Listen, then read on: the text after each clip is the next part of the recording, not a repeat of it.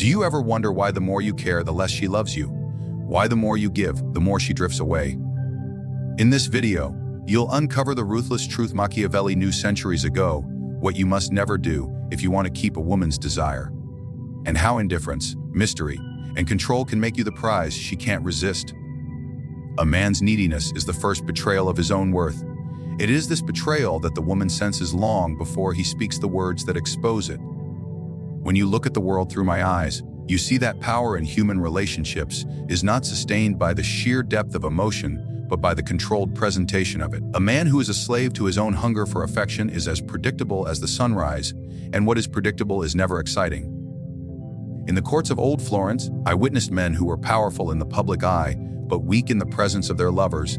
They would kneel at the feet of beauty and, in doing so, become invisible as men. It is not love they lost, but respect. For a woman, respect is the root from which desire grows.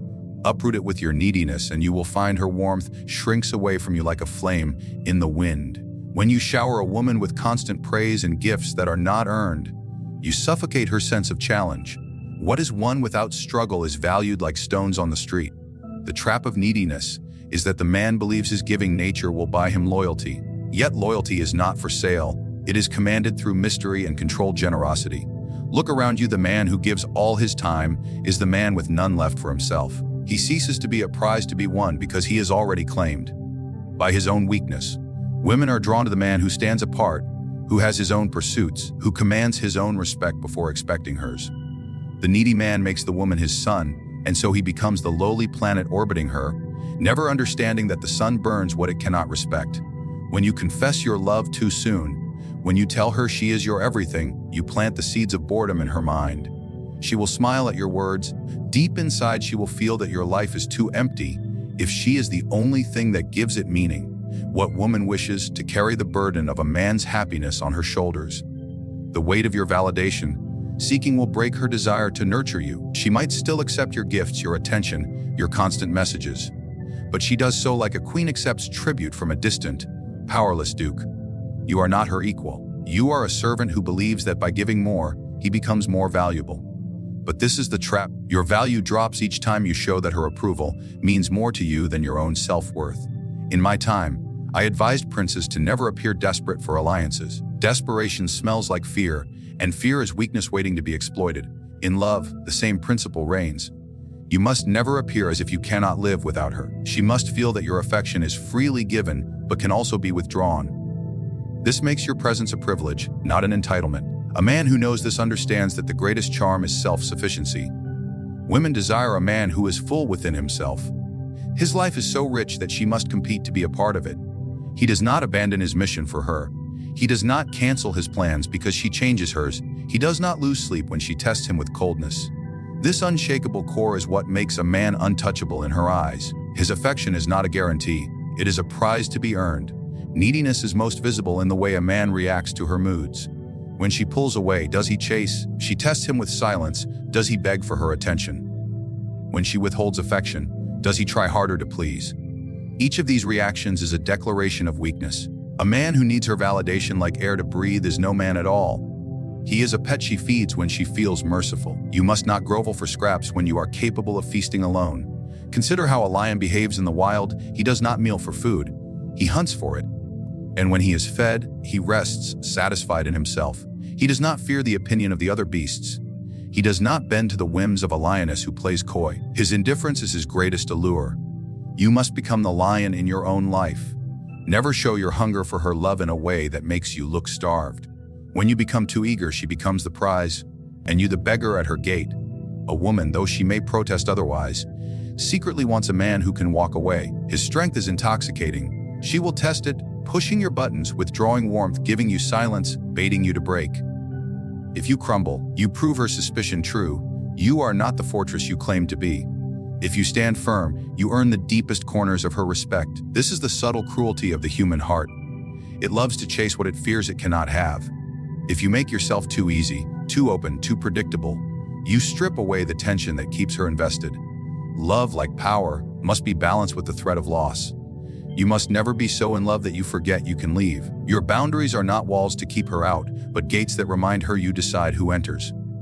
The needy man opens every door and window, inviting her to do as she pleases with his life. He is the king who leaves his throne unattended. He is surprised when she sits upon it. In all matters of power, the greatest lesson is to hold yourself as the prize. Do not pour your love into a vessel with holes. Do not chase approval from someone who has done nothing to earn such devotion. When you feel the urge to text her 10 times, to confess your undying love in the early days, to cancel your plans to be at her feet, remember this: you are not building closeness. You are eroding your value. You are giving her the power to grow bored. You must learn the art of withholding, not as a manipulator, but as a ruler of your own spirit. Speak affection when it is earned.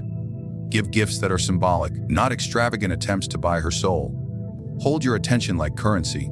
She must know that to have it is a privilege, not a right. This is the way you kill neediness at the root. This is the way you hold power even as you give love. Scarcity is the architect of desire. If you wish to be valued, you must never allow your presence to become mundane or overly familiar. The man who is always available is like bread on the table, taken for granted, touched by everyone, and never savored with any real gratitude. In my time advising princes and statesmen, I learned that alliances, like affections, must be rationed. That which is easily given is easily forgotten, and what is abundant loses its power to captivate. In matters of the heart, the same law holds dominion. When a woman feels that she owns your time and your attention at will, she stops yearning for it. Her heart begins to wander, restless for the taste of uncertainty, because certainty is a poison to the feminine instinct that craves pursuit and mystery.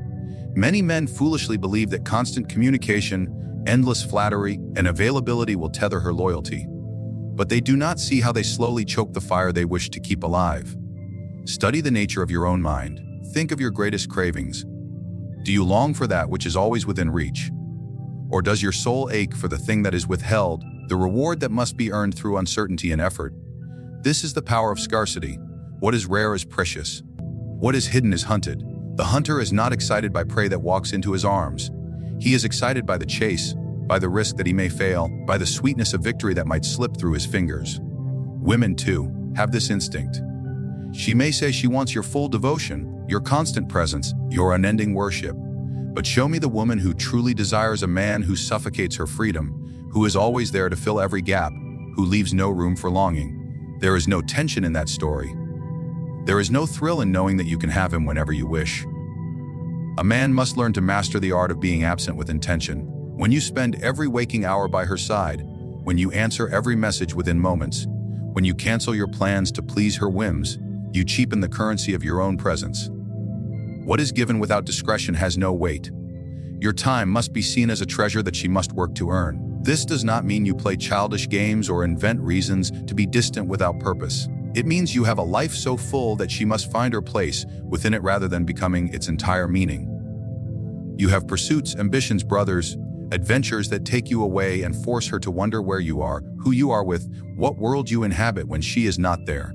In this wonder, desire grows. In this uncertainty, her mind invests in you. She imagines, she longs, she worries. Emotions that keep her entangled in the web of your allure. I have seen kings lose their power because they were too eager to be loved, too present in the eyes of their court. The same fate befalls the man who is always in her sight. Scarcity must be cultivated like a fine art. Withdraw when you are most expected to appear. Return when your absence has painted her mind with doubt and longing. You must make her feel your presence when you are not there. This is the true mastery of influence. The man who can haunt her mind while being miles away holds a power that the clingy, ever-present man will never know. Your absence must be as powerful as your touch. When she wonders why you did not answer immediately, when she questions if you are with someone else, when she notices the slight distance in your gaze, you have done what neediness can never do. You have made yourself valuable. To understand the power of scarcity, you must first believe in your own worth. If you fear that withdrawing your presence will make her forget you, you have already lost. She does not desire you because you are always there. She desires you because you could be gone. This risk, this possibility that you could walk away, is what binds her to you more tightly than any words of love ever could. So you must guard your presence like gold. Appear and chant, then disappear so that her mind has room to imagine you, to fear losing you, to crave your return. This is the rhythm of power and love. A man who does not control the frame of his relationship is like a ruler who sits on a throne built by another. He may wear the crown, but his every decree is subject to the whim of those who hold the walls around him. So too is the man who lets a woman dictate the terms of his affection, the boundaries of his time, and the limits of his freedom. He is a king in name only. The true power in any relationship, as in politics, lies with the one who sets the conditions under which the other must operate. This is the frame. It is invisible yet ever present, like the walls of a fortress that define what is inside and what is out. Control the frame and you control the outcome. Surrender the frame and you will live and die by the changing moods of another. Most men do not even see that the frame exists. They believe love should be unconditional, that compromise means bending at every gust of emotion, that saying yes when they wish to say no is a sign of devotion. But what is devotion if not a slow erasure of the self when given without discernment? A man must understand that when he gives up his authority over the frame, he becomes the guest in his own castle. She will test him not because she wishes to destroy him, but because she needs to know that the walls around her are strong. A woman who feels she can push you in any direction will soon grow contemptuous of you. She may claim to want a man who obeys her every desire, but the moment he does, she feels adrift, for her feminine nature seeks the firm hand that can hold the line even when she tries to break it. In the art of statecraft, I saw many alliances crumble because one side allowed the other to define every term of peace, trade, or war. The same pattern repeats itself between man and woman. If she decides when you see her, how often you must message her, where your future should go, and how you must act in every moment to please her, you have lost the battle before you even knew you were at war. This is why so many relationships end not with a great betrayal, but with a slow withering of respect. She cannot love a man she does not look up to. She cannot look up to a man who cannot say no. Control of the frame begins with your willingness to disappoint her when her desires conflict with your boundaries. If you cannot risk her anger, you cannot keep her desire. Many men believe they will lose her if they stand their ground. They fail to see that it is precisely this softness that pushes her away. She wants to feel the tension of your resolve. She wants to know that your mission will not be sacrificed at the altar of her fleeting feelings. She wants to see you put her in her place, not with cruelty but with an unwavering calm. When she storms the gates with unreasonable demands, when she tests your patience with petty provocations, you must stand unmoved. You are the fortress, she is the weather. She will rage, rain, shine, but you remain the same. In this stability, you become her anchor. She may not thank you for it with words, but her heart will do so with loyalty and desire. Control of the frame does not mean tyranny. It does not mean barking orders or ruling through fear. It means your sense of self is so strong that it cannot be redefined by her whims. If you wish to go to the gym, you go. You wish to spend time with your brothers, you do. If you wish to work late on your ambitions, you do so without apology. She may pout, she may test your resolve, she may threaten to leave. Let her go if she must, for any woman who seeks to break the frame you have built is a threat to your kingdom. The right woman will respect the boundaries you uphold, for she will see that they protect her as well. They protect her from her own worst instincts, the parts of her that crave control, but wither when they get it. One of the greatest mistakes men make is believing that love means surrender. This lie is fed to them by those who wish to tame them. The powerful man loves fully but never blindly. He gives affection freely but guards his authority fiercely. He listens but decides. He considers but does not bend at every gust of her mood. She feels safe because he is immovable. She feels desire because he is not at her mercy. Women are drawn to men who shape reality around them. When you hold the frame, you dictate the pace of the relationship, the depth of intimacy, the rules of engagement. She will follow the path you lay out if you walk it with certainty. If you hesitate, if you look to her for guidance on how to be a man, she will lose faith. And when faith is lost, so too is the passion that once bound you together. Control the frame, or be controlled. Indifference is a weapon so sharp that most men fear to hold it. They believe that if they show they do not care, they will lose what they wish to keep. But they do not see that by showing how deeply they care, how desperately they crave her approval, they invite a slow death of attraction. The human heart is a battlefield of contradictions. It wants what it cannot have. It grows bored with what it holds too easily. If you wish to keep a woman's desire burning, you must allow her to feel that flame flicker in the wind, to fear its extinction, to cherish its warmth because it is not guaranteed. Indifference is not cruelty, nor is it coldness for its own sake. It is the demonstration of self, respect so profound that no single person can ever hold your soul hostage. A man who is indifferent at his core shows the woman that while he may love her, he does not need her. This is what keeps her loyal more than any vow or gift ever could. When a man places a woman at the center of his life, he does so thinking he will become her world. He does not see that he is making himself expendable. A woman does not wish to be worshipped like an idol by a spineless devotee. She wishes to stand beside a god of his own domain, a man so complete that her presence adds joy but does not define him. Indifference is that silent confidence that whispers to her deepest fears, if she misbehaves, if she takes you for granted, if she crosses your boundaries, you will walk away without hesitation. This threat is not spoken, it is felt in every word you do not say, every argument you do not chase, every test you do not fail. She knows that your life does not halt for her tears or her storms. She must come back to you on your terms because she knows you will never beg. Many men believe that being indifferent means they must pretend to be aloof, to ignore her, to play games that exhaust both of them. This is the mistake of boys who misunderstand power. True indifference comes not from childish games, but from an inner abundance that cannot be depleted by the loss of one woman. The man who has purpose, who wakes each day driven by ambition greater than his desire for affection, who has friends, family, and pursuits that fulfill him. He is naturally indifferent. His spirit is not easily shaken. If she threatens to leave, he opens the door. If she withdraws her warmth, he sits with his own fire. If she tests him with silence, he welcomes the peace. It is not that he does not feel, he simply does not fear the loss. A woman feels this energy at a level she cannot explain. She will push your buttons to see if you break. She will try to seduce you with drama, to pull you back into her orbit when she feels your strength. The weak man fails at this moment. He chases her. He apologizes for things he did not do. He promises to do better even when he knows he has done nothing wrong. He becomes her pet, her toy, her source of easy entertainment. She grows bored. She grows resentful. She goes elsewhere to find the spark that he extinguished with his need. But the man who meets her games with calm disinterest becomes a mystery. She cannot read him like an open book. She starts to question herself. Where did she lose his attention? Is there another? Has she fallen from grace? This self-questioning keeps her bound to him in a dance of desire that no amount of gifts or praise could replicate. Indifference is a cruel teacher, but a loyal ally. It forces you to confront your own insecurities. It demands you build a life so vast that no woman can threaten its foundation. It teaches you to be comfortable alone, to find strength in your solitude. When you do this, you become dangerous. You become the man who can walk away at any moment, and paradoxically, you become the man she cannot bear to lose. This is why indifference works where neediness fails. Neediness traps you in her frame. Indifference keeps you in yours. Neediness says, please choose me. Indifference says, I choose myself. And it is the man who chooses himself whom others rush to claim. A man who understands indifference also understands when to show warmth. This is the subtlety that makes him powerful. He does not withhold affection as punishment. He gives it freely when it is earned, and never when it is demanded.